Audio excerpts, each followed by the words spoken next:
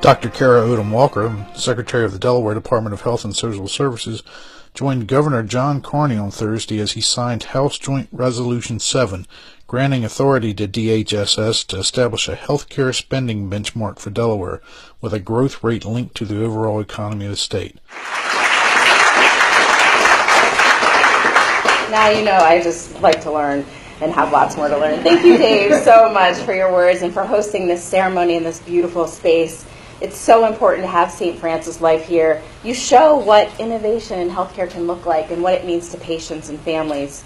That just reflects how important today is and that we are acknowledging the challenge in front of us. This summer, the Centers for Medicare and Medicaid Services came out with an analysis of per capita spending in our state that showed that Delaware is ranked now number 3, behind only Alaska and Massachusetts. And in 2014, our per capita spending was 27% above national average. In fact, if we continue at this pace, we know that the healthcare costs will push out other costs in our state budget. CMS estimated that Delaware's total healthcare spending will more than double from $9.5 billion in 2014, not a small number, to $21.5 billion in 2025. And yet we can do more in health rankings. Overall, right now, Delaware is ranked 31st by some in total healthcare rankings. We have to do better. Thanks to the leadership of Representative Longhurst and supported by members of both parties in the General Assembly, House Joint Resolution 7 gives the Department of Health and Social Services the authority to create a healthcare spending benchmark in the state. We know this is an opportunity to link healthcare spending to overall economic growth rate in our state. And with the support of Governor Carney, we will work with healthcare stakeholders and others up and down the state as we develop the benchmark and the governance for it. We'll build off the work of the Delaware Center for Health Innovation and set this target for healthcare spending that is better aligned with the growth of the state's economy.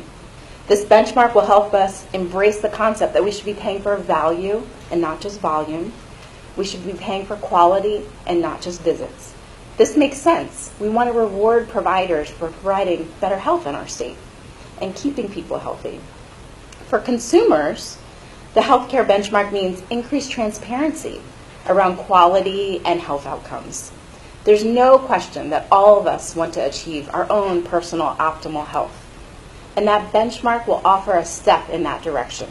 House Joint Resolution 7 shows the state's commitment to them and to all Delawareans that we must reform healthcare into something that's paying for value and quality. Together we can improve healthcare outcomes, slow the growth of healthcare spending, and improve the quality of life in our state. And now, we had to do something to get our state budget back in line.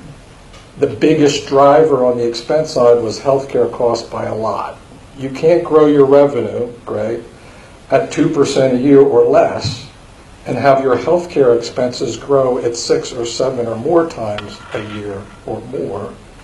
And when that's a third plus of your budget, $800 million for state employees and retirees, and roughly $800 million just for the state side of Medicaid, which is, as you all know, health care for low-income families, people with disabilities significantly, and people who've exhausted all their assets at the end of their life.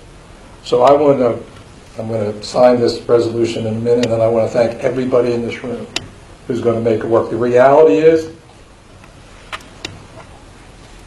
I signed up for 4 years to do this work on your behalf. The benefits of this effort we probably won't see in 4 years. But in 4 years beyond that, and beyond that, we are going to see the results of all of your effort. It's going to take a lot of really hard work. People kind of leaving their egos at the door, putting kind of a greater good ahead of whatever institutional requirements are driving what you do to get this done. Universal support, Democrats and Republicans, House and the Senate, around an effort like this sends a very, very strong message that we, every elected official in the General Assembly, your governor, your insurance commissioner, your lieutenant governor, and frankly our congressional delegation is all in on this exercise that we're about to engage in. So thank you all very much. Thank you again, St. Francis, for hosting us. and let's get this thing signed. Here we go. Was it someday?